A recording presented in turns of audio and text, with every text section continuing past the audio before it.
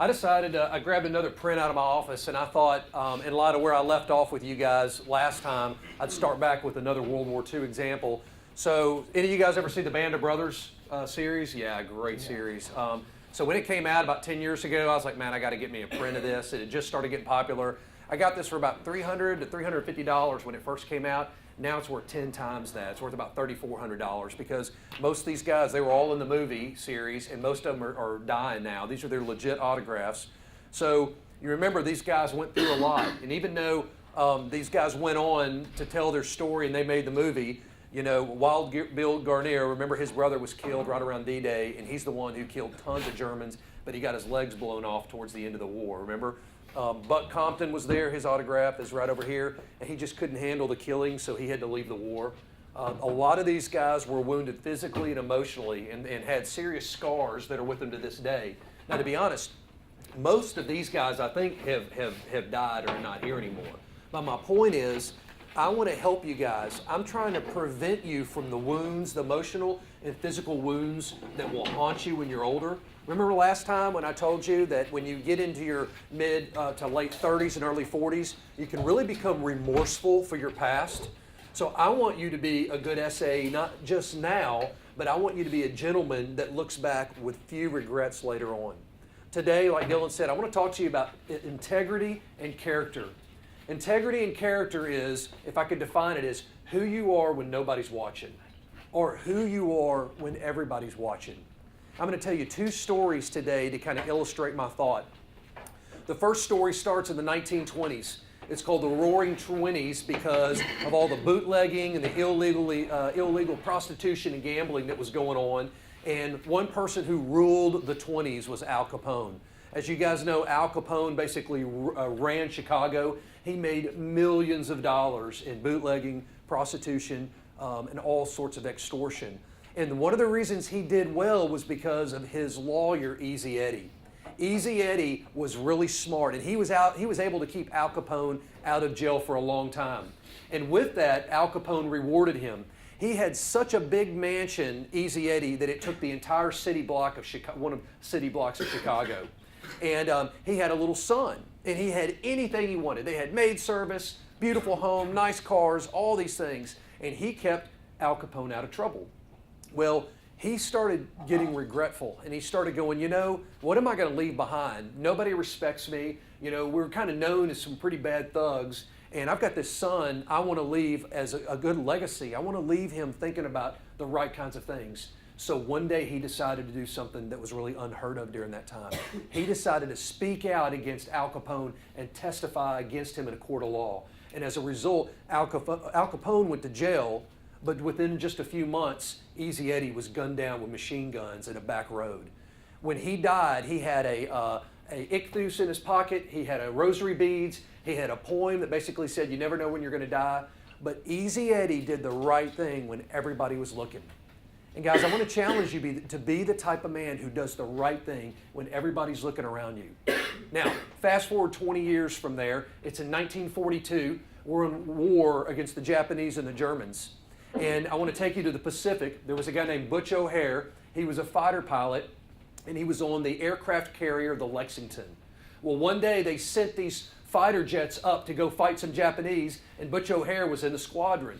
Well, after they took off and they were heading towards the Japanese, Butch O'Hare looked to see that they did not top off his gas, so he was going to run out of gas. So he radioed to his squadron leader. The guy said, sorry, you got to go back to the aircraft carrier. So he broke out of formation, and as he was going back, he saw something that almost made him pass out. He came up on a squadron of Japanese bombers that were heading towards the aircraft carriers to bomb and sink them all. Well, without any regard for himself, he began to dive his fighter pilot in and amongst those Japanese planes using his 50 cal machine gun. He shot one down, then another one, then another one. Then he ran out of bullets, so he started ramming his plane into their planes. He would try to clip their wings with his plane. He beat up his plane so much and devastated the Japanese so much that they called off the attack and they all limped back to wherever they came from.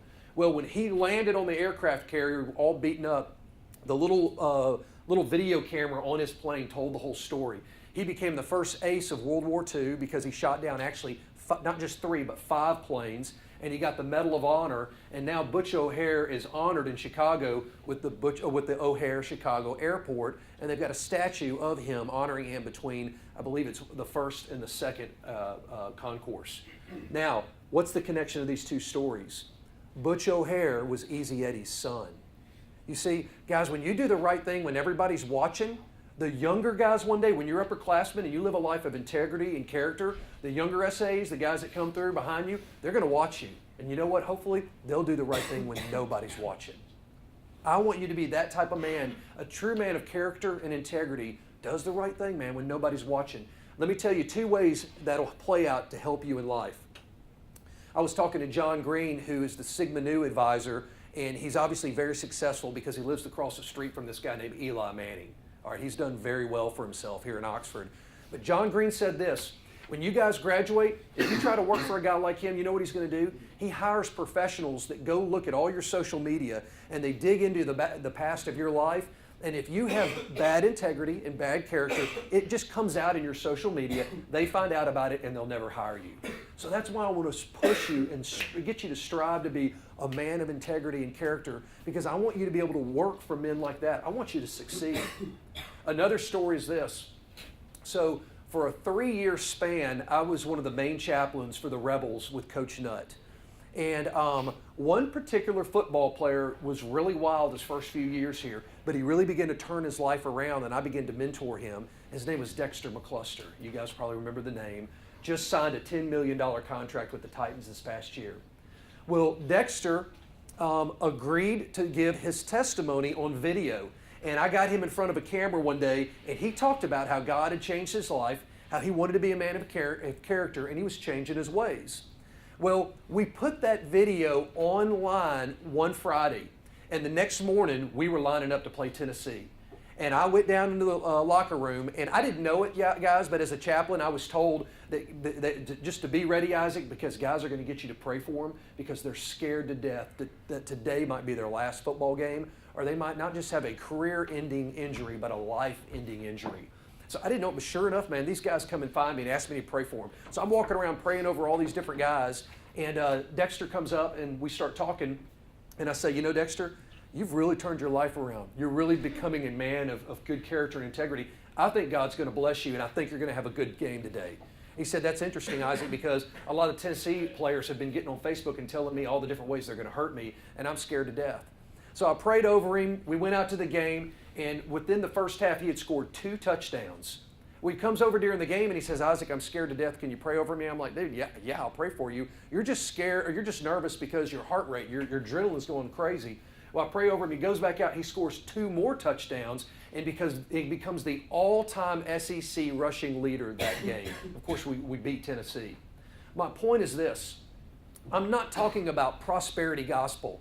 If you give money, God's going to bless you. What I'm talking about is when you live a life of integrity and character, you're going to be blessed. I've been in the Greek system for 29 years, as I told you guys a couple weeks ago. I see what happens when you guys make good choices right now. It plays out later on in life.